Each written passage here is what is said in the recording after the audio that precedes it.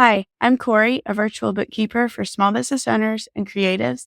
I help you stay organized, maximize deductions, and make tax season stress-free so you can focus on what you love. Speaking of maximizing deductions, be sure to grab my free guide, 75 plus tax write-offs for small business owners to make the most of your deduction. Let's take control of your finances together. Today's video is all about understanding payroll versus contractors. So first, we're going to look at employees versus contractors. So employees are individuals who work under direction with regular pay and benefits. Contractors, on the flip side, are independent workers hired for specific tasks, paid per project, or contract without benefits. So why does this difference matter? Okay, proper classification is essential to comply with IRS regulations and to avoid penalties. So the IRS really does not like it when contractors are classified as employees and vice versa. Okay, so what are the key differences between employees and contractors? Control over their work is a big one. Employees work under direct control and direction. So their hours, their tasks, and their location are dictated by the employer. Okay. Contractors, on the other hand, control how and when they complete their work.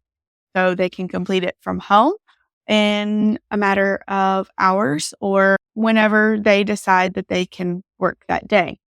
Tax withholding is another one. So employers withhold income tax, Social Security, and Medicare. Contractors are responsible for their own tax payment.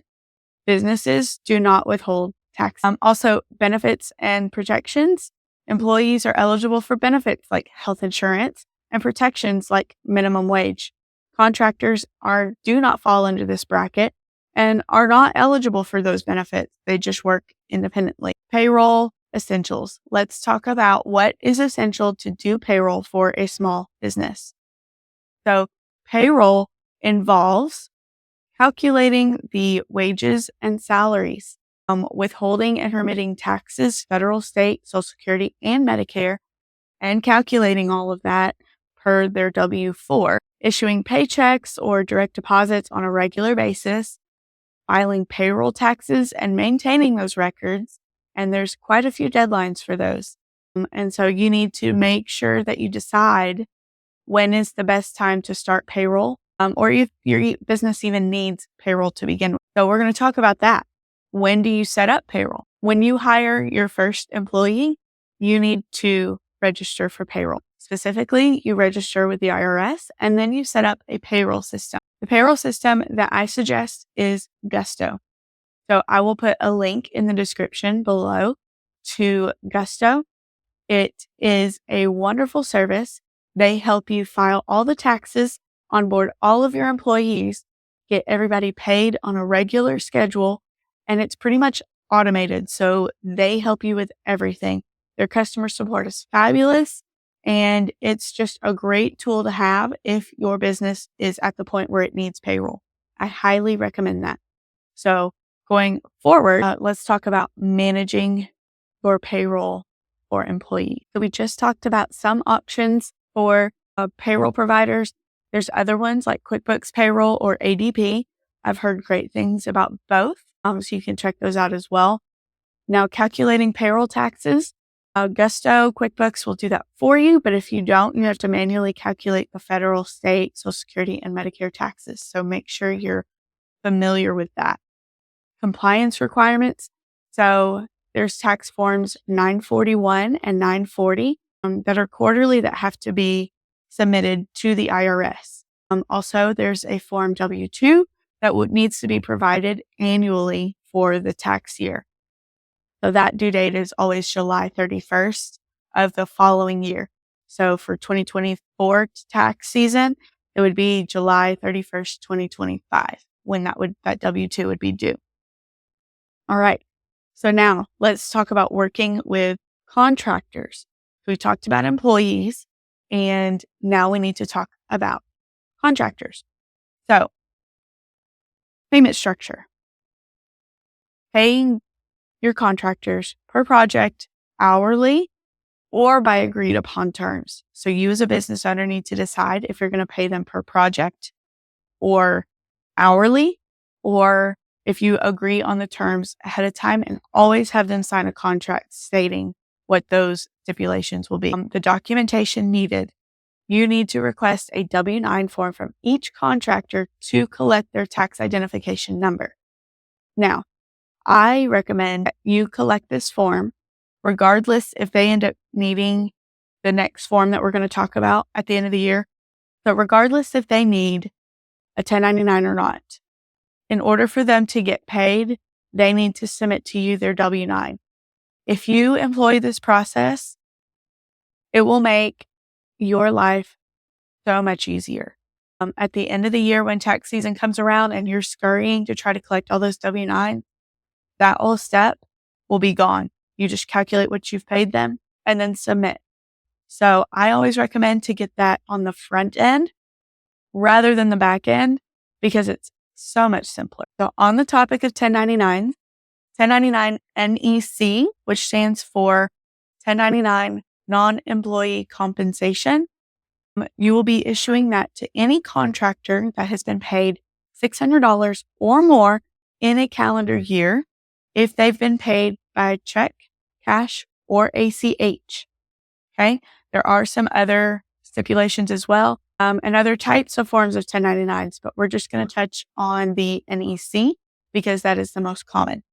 So when to issue a 1099 NEC, who qualifies for that?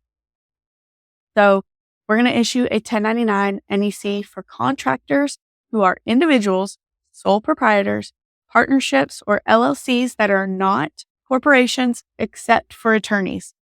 I know that's a lot, but keep in mind, all of that information is on that W-9 we just talked about. So that makes your job so much easier.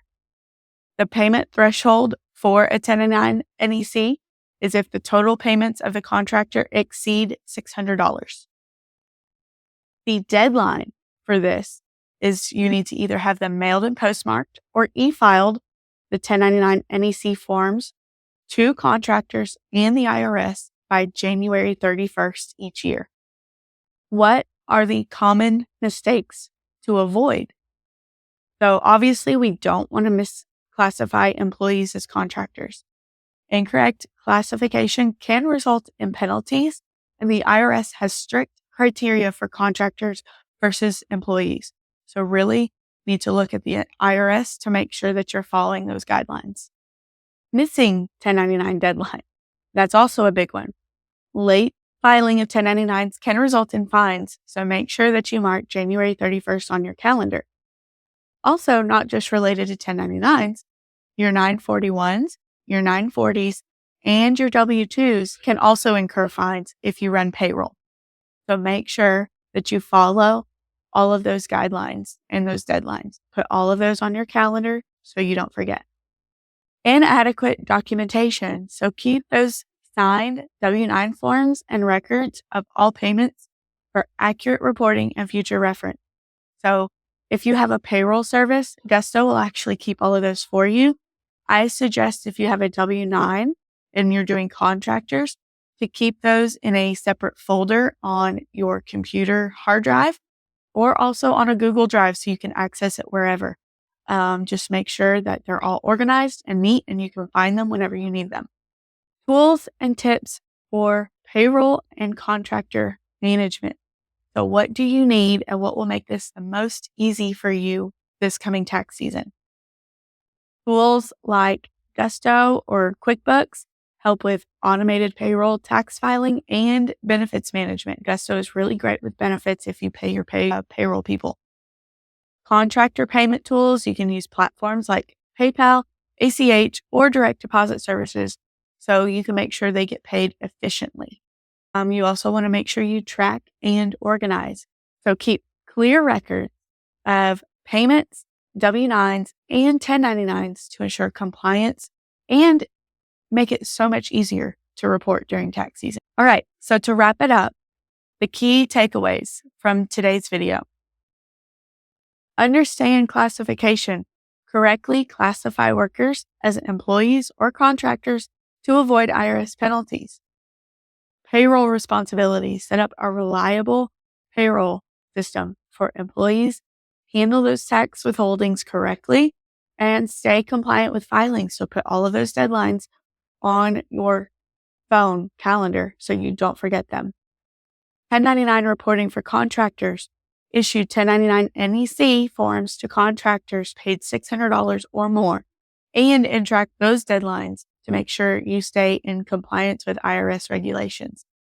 And a side note, some 1099s are actually due later than January 31st. So make sure you know you're filing the correct 1099 and what the deadline is for those. All right, so thank you for watching. If you found this helpful, don't forget to like, subscribe, and hit the little bell so that way you can get more tips on managing your business finances. And before you go, grab my free guide, 75 plus write-offs for small business owners, to make sure you're maximizing those deductions. The link's in the description below. See ya.